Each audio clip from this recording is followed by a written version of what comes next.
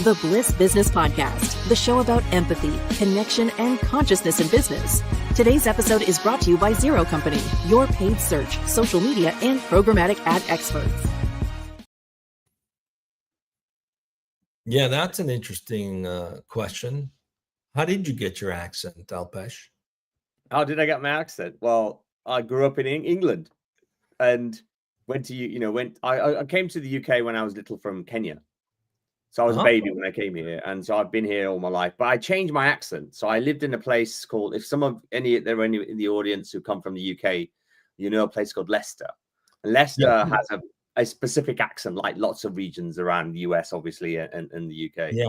And I didn't like the accent. I wanted to be more, it's called RP, received pronunciation. So having an accent which is more acceptable. More London-like.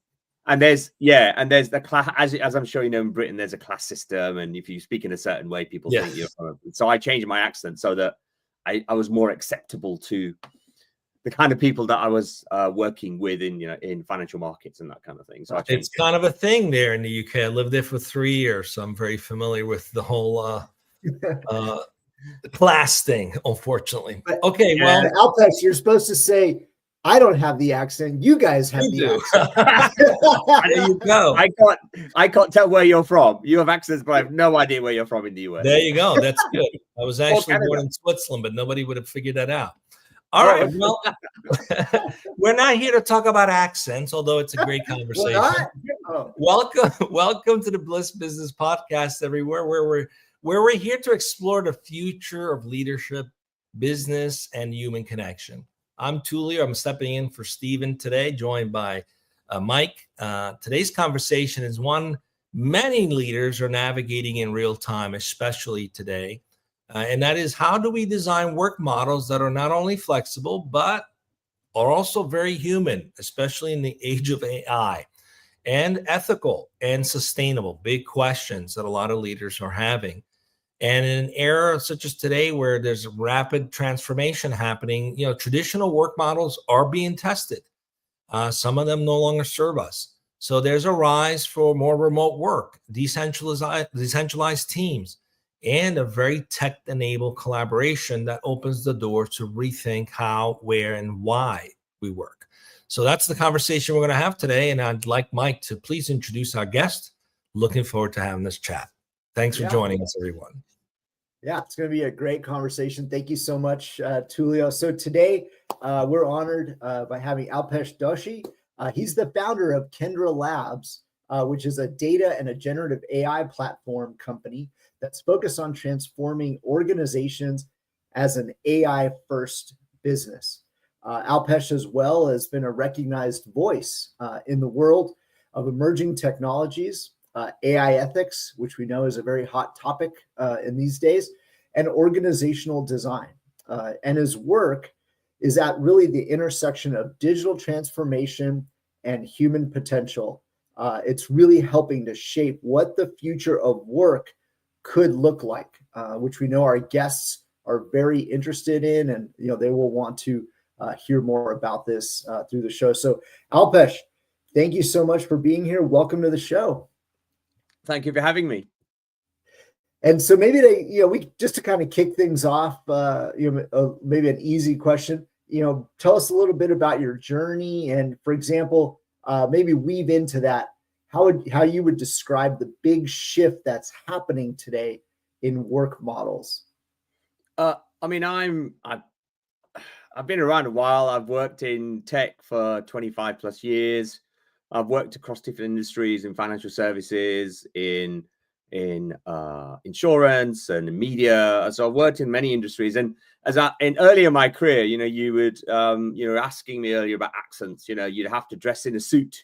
You put your tie on, you put your shiny shoes on, and you get on the tube, the underground, the metro, and go into the City of London, if you know what the City of London is. And you sit at your desk with your suit on every single day. And that I did that for God knows forever, and it was, you never thought about anything different, as I'm sure we know. COVID just changed all of that. But it's quite interesting because over years that there was less formality.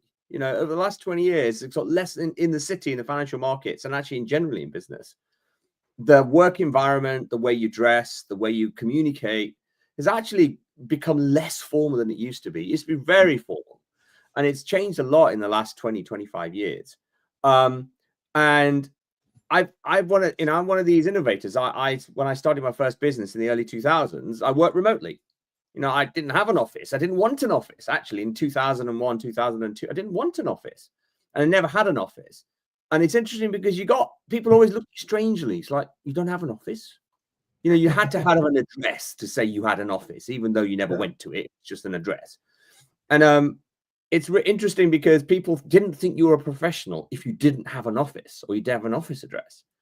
Now, nobody cares, right? If you say, well, where do you work? And so I work from home. We go, oh, okay. And nobody even gives it a thought. Yeah. And so the attitude around, are you a real company if you don't have an office, to after COVID going, oh, you don't have an office, that's okay, you're fully remote. And people accept that, and it's not a problem. I.e., they don't think you're some fly-by-night cowboy or you're not real business. People actually now think, oh, okay, that's fine. You're a fully remote business. And then you have the conversation, which we're going to have, about what does that mean? Fascinating, for sure. You brought back some memories when, there was this saying where you wore a white shirt, IBM blue, it was something like that. We had a white shirt with striped ties. I remember those days in New York City when it was 100 degrees in the summer and you walked around that way. Yeah, exactly. Interesting. There are some fascinating stats. Gardner actually did a study and discovered that 70% of HR leaders say that hybrid work model would become standard by this year, 2025. And so, we've seen this major shift, as you had mentioned, towards hybrid and remote work, or even fully remote. But it's more than just where people work. It's also about how they're being empowered. It's another shift that's happening as well. And some companies are doing it, some are not. What work model innovations are you seeing that are really resonating with both employees and employers? I mean, the thing for me is, part of the challenge is before COVID came along, people just did not know how to work remotely. And there was, as I'm sure all of us know, there was skepticism about you're working from home, and which really meant you were skiving and you weren't doing any work. I don't know if that's a word in America, skiving. It's a word in England, which means you aren't doing any work. You just slacking. And so work culture work. If you work from home, people were very skeptical. And as I said earlier, I love working remotely. I think it's the best way to work. And what I've seen change is, the reality is, in terms of how you work remotely, depending on your age, like I hire young people, and young people don't know how to work remotely. They actually don't. Yeah. And people who've been working for a few years were just thrown in the deep end, like go and work from home. But again, people don't know actually how to work remotely. And the honest truth is, nobody gave you any training. Nobody said to you, hey, you know what? Here's the ethics. Here's the approach you should take. This is the way you should work. This is the way you should communicate. People just said, do it. And what I had to do about 2 or 3 years ago was actually write down, okay, look, this is our way of working. Here's how you communicate. Here's how you talk to people. Here's how you write documents. Here's how you share things. So you had to tell people how to do that. And even now, when we bring people in, and you still have to go through this process to help them understand how to work remotely. But we're still very early in terms of doing that. People's working habits and people's fear. Sometimes it's fear, like, can I share information? Like, yes, you share it by default. And they're like very nervous about that. They're nervous about sharing information. And that's one of our principles. The principles is you default share everything. Another principle that we have is, you do asynchronous communication, which is you don't go on meetings all the time. What for? If you're doing a meeting, the meeting is for a purpose and an outcome and a decision. You don't do a meeting just to exchange information. You do most of the things asynchronously. And again, people find it like they don't understand that. Use Slack, use other tools, similar tools, to work and interact with your teams. And the reality is, people are a bit, people are still getting used to what that means. What's the etiquette and how you communicate, what you say, how you say it. And it's still very early. It's still nascent in terms of how you actually work effectively. Large enterprises, large companies. My wife works at a large company. Literally, she's in back-to-back Teams meetings all day, every day at her desk. And it's like, what for? Why do you need all these meetings? Well, you don't need these meetings. You need to, people should focus on outcomes and using asynchronous communication and deliver value that way. And yes, getting together is fine. Some of the other things is obviously one of the biggest things you miss out on is the social interaction in person. You miss out on that. I mean, that is I think that's a challenge, actually. That is really a challenge because that social interaction, you can imagine I'm like one of these people who likes meeting people, right? And that's one thing is where the difference comes. You have to try and establish that emotional connection, that personal connection with an individual over video. And again, that's relatively new. How do you do that? How do you establish that rapport and that connection between individuals, whether in your team or whether they're, customers or partners or whatever else? And I think that's still emerging because people don't know how to react to you and how to interact. What can you say? So the work styles are changing, but in summary, people don't know, actually have never been told how to do it. Nobody's said, if you go to any firm and say, has your firm told you the etiquette and the way you should communicate with people remotely when you work remotely? And they go, no. And that's a real problem. Yeah. I would agree with you for sure. I guess it also depends too on in the future, when these companies are born. Are they born in kind of a remote fashion? And that'll sort of dictate. But I agree with you too, Alpesh, on the point about the social aspect or the connectivity between employees on a non-business.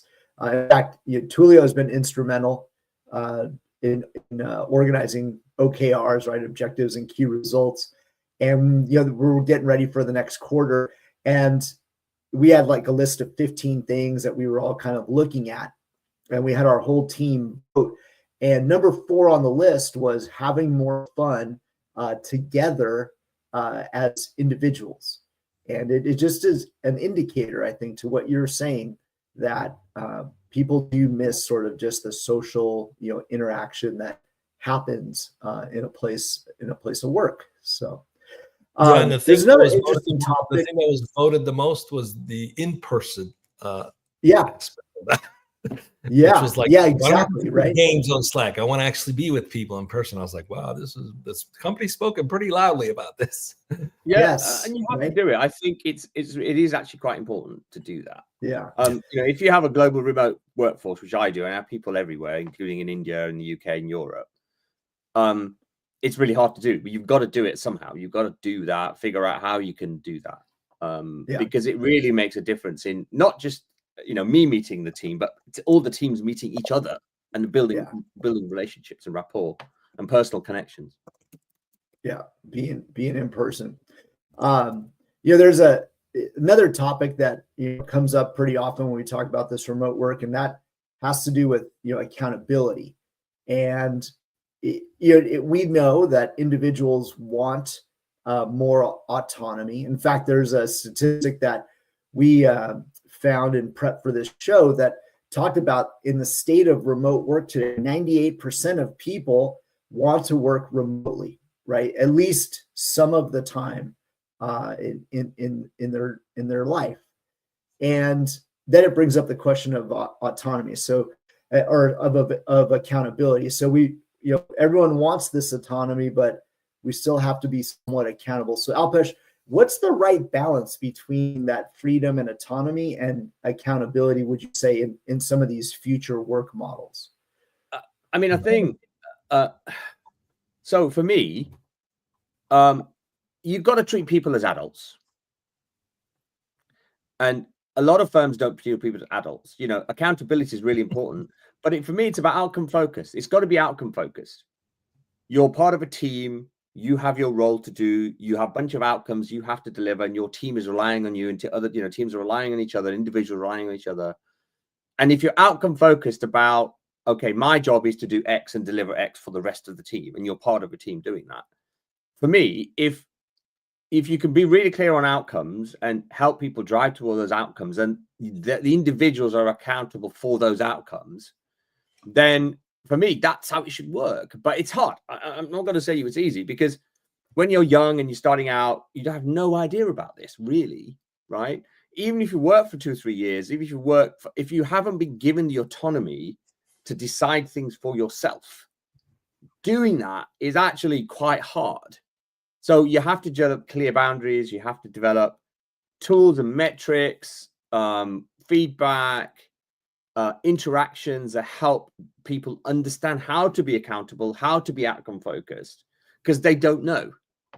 Yeah. In fact, a model I've used for quite some time, it's known, well, throughout the business world, is an acronym, but by the acronym GROW, right? It stands for goal, or the goals and the reality, right? So what's our gap between those? What are our options to get to the goal from where we are? And then when, right? So goals, reality, options, and then when. And I find that sometimes organizations will, talk, as you said, here's our reality. We test out all these options, but we want to get to this goal by this time. And asking those things, I found that model to be, very useful when it comes to, holding myself or holding, us as, an organization accountable to certain things. We have an audience question, but before we go there, just very great. quickly, you made an interesting observation about in terms of accountability and autonomy, and a lot of our companies are beginning to adopt self-managed structure, and some think, oh, that's just chaotic. How do you hold people accountable that way? And what I've found being in that space for the past 8 years is in traditional structures, you can hide out. You can hide out for months between all the layers of management. And also, if you've got a personal relationship with a manager and you're a poor performer, you can hide out through that kind of relationship.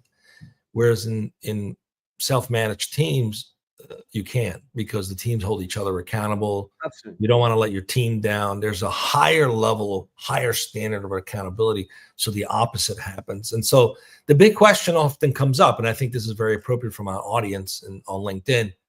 Says, Alpesh, if you designed the ideal workplace for the next decade, what would it look like? Great question, by the way. Thank you for that.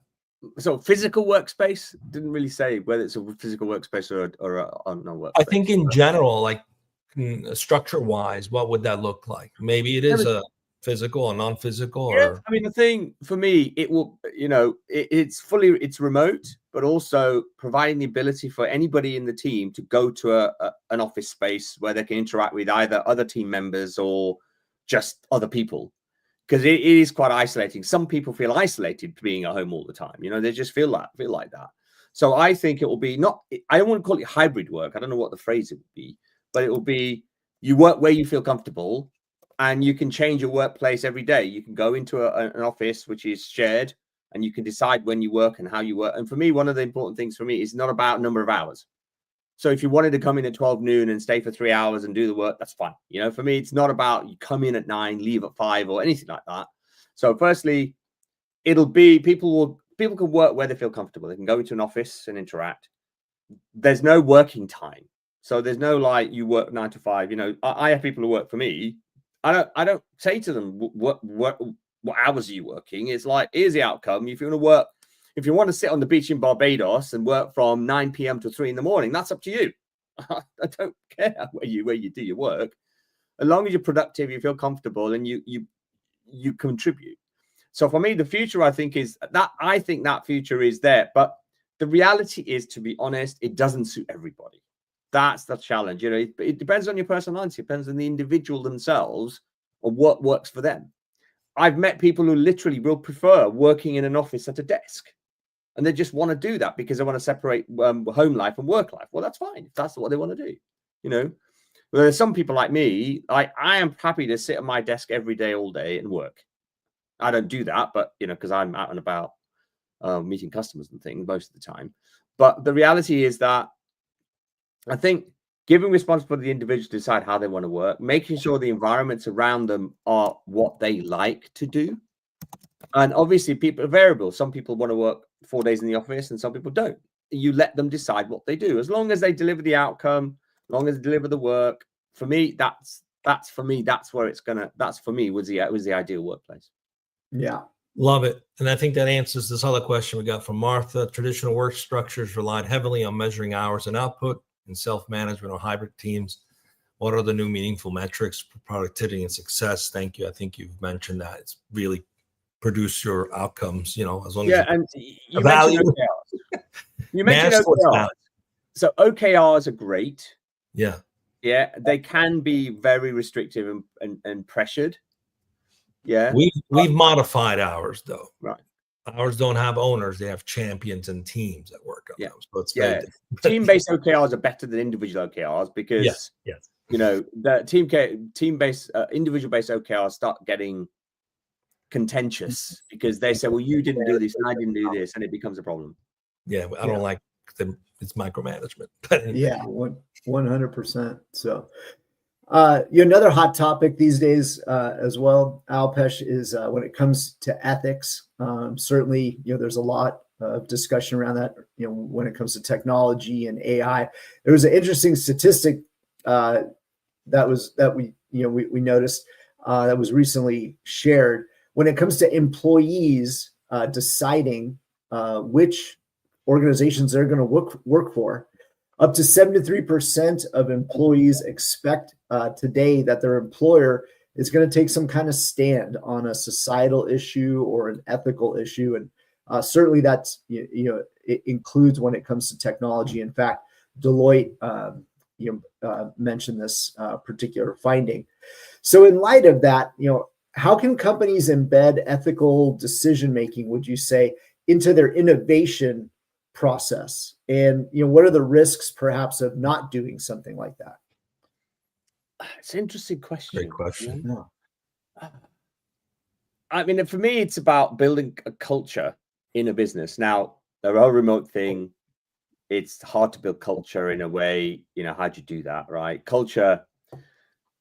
I was watching an interview with somebody, a very successful entrepreneur. I can't remember his name. It was on Bloomberg.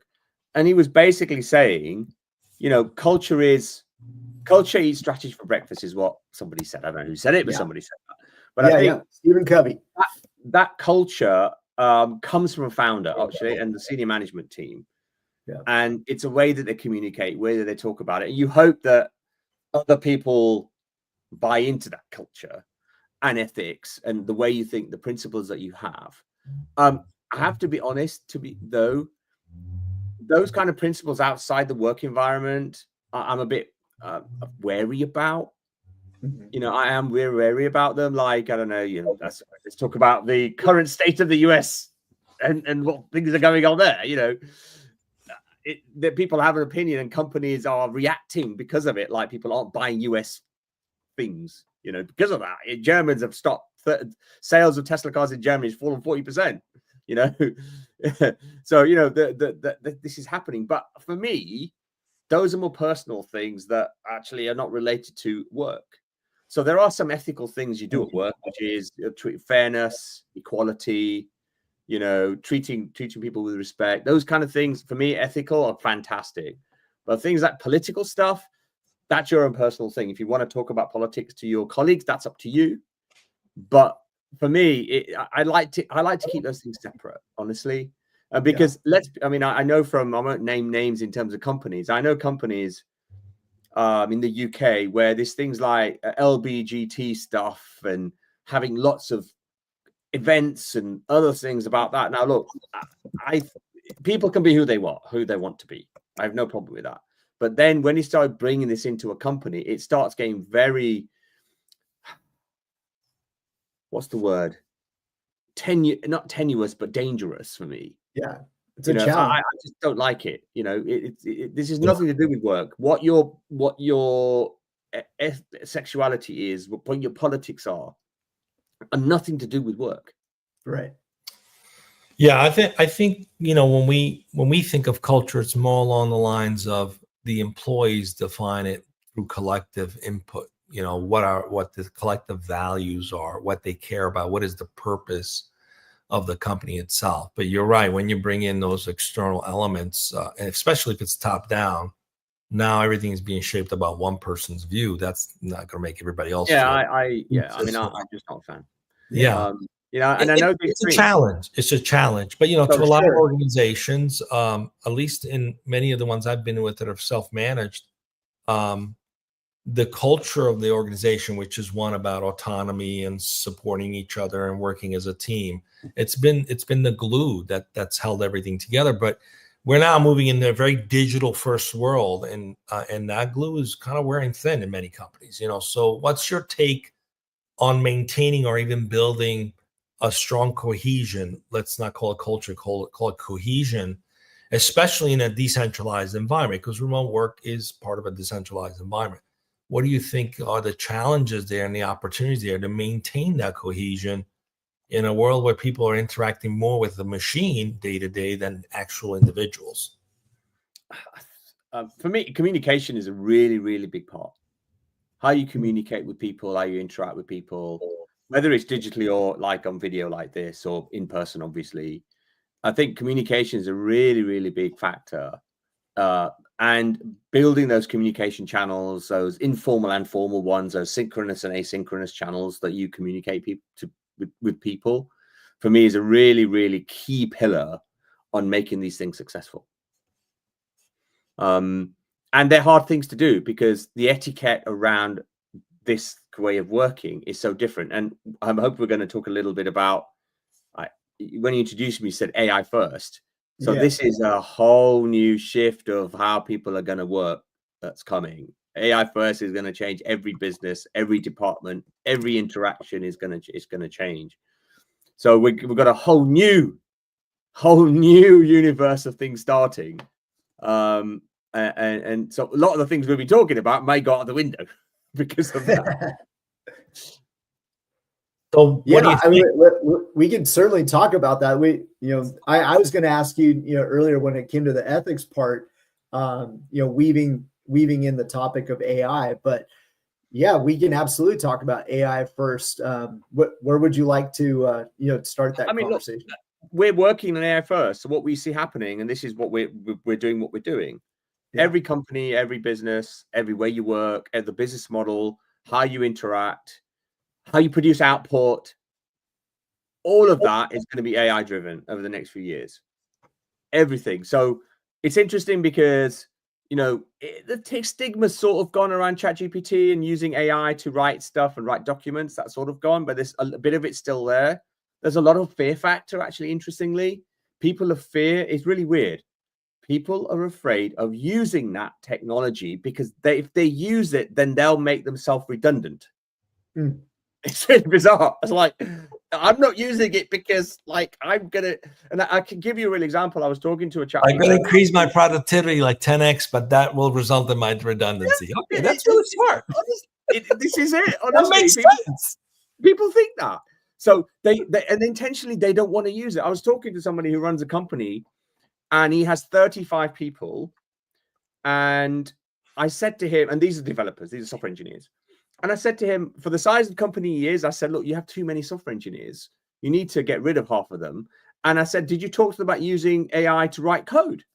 And he said, yes, I went to talk to all of them. And then they all refused. They all refused to use automated code generation. You can be 10x more productive if you use it. Not 10x today, but it will be. Yeah. And it's like, they all refused. And I said to him, mate, you've got to fire these people. You've got to fire these people. If these people don't want to, and you can see why. It's fear factor. They're scared. Yeah. And I've seen this a lot, when I talk, because we do AI first. I speak to people all the time about this AI first thing. And the biggest reaction is fear of their jobs, of what they do, of their knowledge, of their assets. The people think, I don't need you anymore because I can use AI to do it. What do I need you for? And the other side of this is that the reality is people actually don't know how to use it. They don't know how to use this stuff. Microsoft started selling Copilot 2 and a bit years ago. If you go to these companies use Copilot and you ask them how many people use it every day, tiny proportions of people use this every day. Oh, I've tried to get my wife to use it to help her summarize, do the basic stuff like summarize a meeting, find out what tasks you've got in the email, that kind of. She won't do it. She won't do it. So I think there's it is gonna happen. That's frankly, I'm going to say that because the tooling and infrastructure we're building is to help firms use this technology to become more productive, right? That's the point. But these things are really going to change the way things are going to work in the next few years. Yeah, absolutely. I think even here in the States, we're starting to see even smaller companies punch above their weight class. Simply because they are using these tools, and it's allowing them to even do an end around on a lot of the competition. I mean, I don't know if you've seen the quote. Sam Altman has basically said there will be billion-dollar companies with 10 people. Oh, yeah. Well, yeah. I mean, especially. And I believe it. Well, with the adoption of self-management and AI, you can get a multiplier that's significant. I think with top-down and AI, it's not going to happen. No, you'll get some improvement, but I think if you create a structure where people have autonomy and empowerment and agency, and the tool then enables them to basically replicate themselves, 2-3x. Now you have excessive capacity that would allow a small company to be significantly more impactful. Yeah, I mean, I can name you 2 or 3 companies right now. One company, I think it's called Cursor. And they went from 0 to 100 million ARR with 15 people. Wow. 15 people, 100 million annual recurring revenue in 0 in 2 months with 15 people. Yeah. Each person there is worth like almost 100, 10 million? Almost, what? Yeah. Wow. A bit less, but yeah. Can you imagine? And this is going to happen more and more, because this AI, the generative AI stuff, it's going to happen more and more. There's so much is going to happen. And honest truth is, part of what we're doing is building the tooling to enable these companies to be 10-person companies. That's what we're doing. That's what you're doing at Kendra Labs? Yeah, that's what we're doing. We want these people to be 10-person companies worth 100 million. But what people don't realize is all the technology underneath is actually quite complex. It's really complex. People think it's easy, but it actually isn't. And for me, these are enabling things. You want to say, hey, don't worry about all the complexity underneath. You can do your business and become $100 million, $1 billion business with 10 people. You could do it. Wow. Yeah. So, and maybe in terms of Kendra Labs, Alpesh, who do you usually look to work with as far as your customers, and what would you say is, I think, maybe your main message to them? I don't know. I mean, at the moment, it's because we're early and we're talking to lots of customers. We're trying to find our way to figure out where the early adopters are, and where firms are ready to make the change. This is where the biggest barrier is. Are firms ready to make the change to use this technology? And these could be large firms and they could be small firms. We deal with, I'm dealing with small firms who get it and go, we want to do this. Yeah, I'm getting some firms, or medium and large firms. Obviously, larger the firm, you can't change a whole firm. If it's 100, if it's 1,000 people, you have to do it in stages. So what I do, honest truth is, what I do is you're trying to find people who work in organizations who are willing to be change agents to make this change happen. Yeah. Eventually, we'll find our product market fit. We haven't found that. I'm going to say to you, we know what it is because it's so early. But for eventually, hopefully in the next 6-9 months, we'll find product market fit and find, actually, what? This is where the growth is. This is what we should be doing, and focus 100% on that. But right now in the UK, I'm in the UK in London. So, I meet people in companies here. I'm going around talking to people to see where firms are ready to adopt and how can take them on that journey. Right. And that's what we want. Right. Yeah, I would bet that when it comes down to it, there's going to be certain characteristics. One, I think you'll end up they have to have, resources, right, to be able to do it. There has to be probably that component of the leadership and the culture that you mentioned to want to go ahead and move in this direction. And then probably be, the right size to where, they can quickly adopt it. But yeah, those characteristics, I think, are still, yet to be made clear. But there's another topic that we discuss a lot on this show, and that is the point of purpose. And so I like to ask this question of many of ours. Culture, as we had stated, is an important component. That'll tell us sort of like how we work, but why we work is perhaps also a critical factor in that guiding light. So Alpesh, what would you say is the role or the importance of having a well-defined purpose when it comes to the business, right, and its success? I mean, it's key to a business success. It's a key to successful company. If people don't understand your purpose, then how the hell do you know what you're doing your work for, and what should I be aiming for? You don't know. Now, I'll be honest with you, right? If you ask anybody who works with me, they go, I don't know what he's on about. What is our purpose? I'm not going to hide it. I'm not going to hide it and say, I know exactly what my purpose is, right? I don't. I know what I'd want to do is, as sort of described that, I want us to help firms become companies that can be a $1 billion business with 10 people and be able to do that kind of stuff and use this technology and do that. That for me is what I want to do. What's the purpose? There's a gap between what that I've just said and what people understand by what I've just said. Yeah. What does that actually mean, right? And that's bloody hard to explain. That's hard to explain. We could spend hours on that topic alone. Yeah. I mean, why do you want to do that? It is. It's like, what do you mean? What are you talking about? We actually have a tool that might be able to help you define that gap. Yeah, okay. I'd actually be very interested in running. I'd love to run Alpesh through Purpose Crafter. AI CMO, yeah, absolutely. Yeah. It would actually define it for you. Yeah, I mean, it's an interesting point. People always say you need a purpose for your company, and then they bring that in. Because they think it has to be this this sort of higher level. It could be very simple. I mean, our purpose is to make people more efficient. It could be something very simple, but some have bigger purposes, like our purpose is to save the planet or whatever, right? Yeah, I know. It's interesting because these Silicon Valley companies like the Facebooks, don't be evil from Google and all those guys, I guarantee you they spent months and months and months trying to figure this shit out and hire lots of consultants. No, I mean, the actual companies that have figured this out and that do it well, companies like Patagonia, they actually live embody it. They put money behind it. Everybody else, Silicon Valley, there was a joke about everybody wants to change the world, but it's just a tagline. So and that brings us really to as we're getting close to wrap up. It's often been said that you have to love what you do, and when you do it, it doesn't become work; it becomes a mission. And so the other question we ask all of our guests is, do you think love belongs in business? What do you think about that? Yeah, it depends what kind of love, but we're not talking about romantic love, right? The love between people. Let's be honest, if you're lucky enough to love what you do and you can share that passion with other people and they love what they do and collectively you can build a successful company and make everybody happy. Absolutely.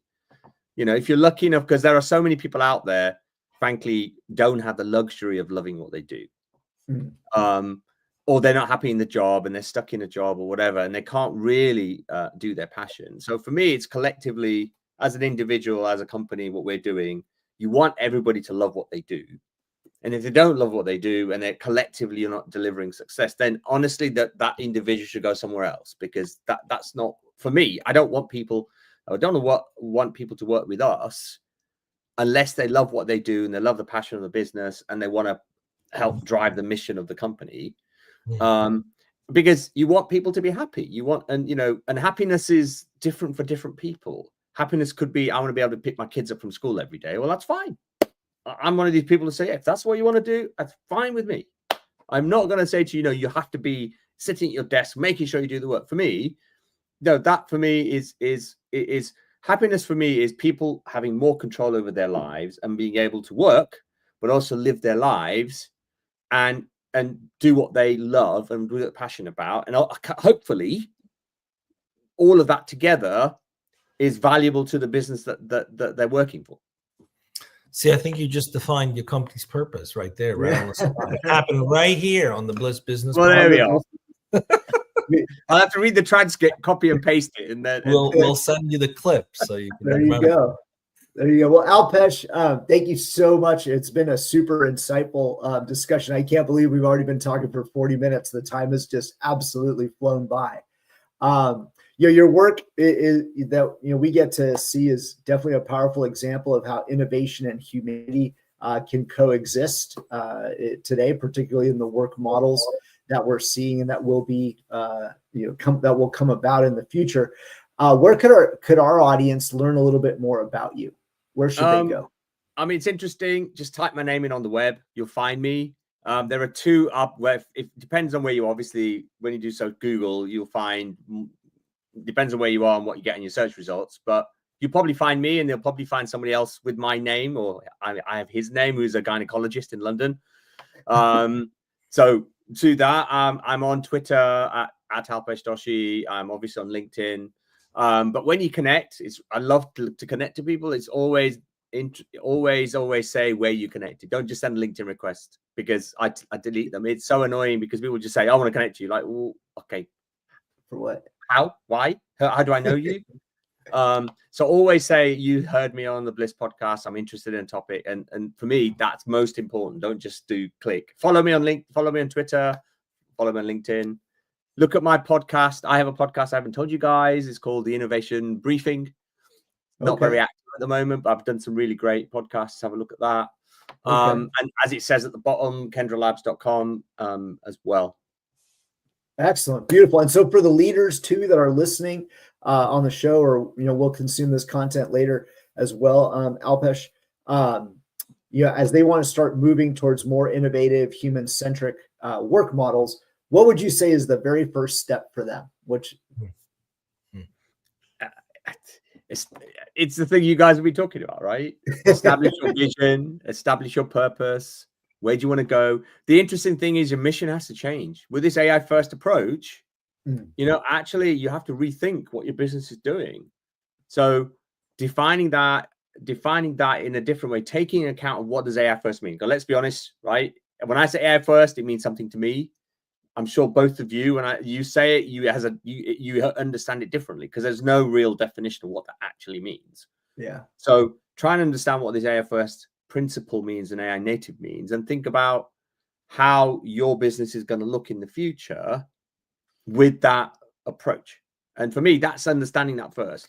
Build your vision, your strategy, your roadmap. And it's amazing. I can tell you so many companies I go in to have discussion with, they don't have a vision or a strategy or where they want to be in 2 years' time. I think for me, you establish that. And this has nothing to do with AI. This has nothing to do with AI. It's taking into account that AI does this. So what is our mission going to look like because of that? Thank you, Alpesh. Thank you to our listeners. If this conversation sparked some kind of new ideas for you, please don't forget to share it, share, and subscribe. And we will see you again on the next Bliss Business Podcast. Thank you for being with us today.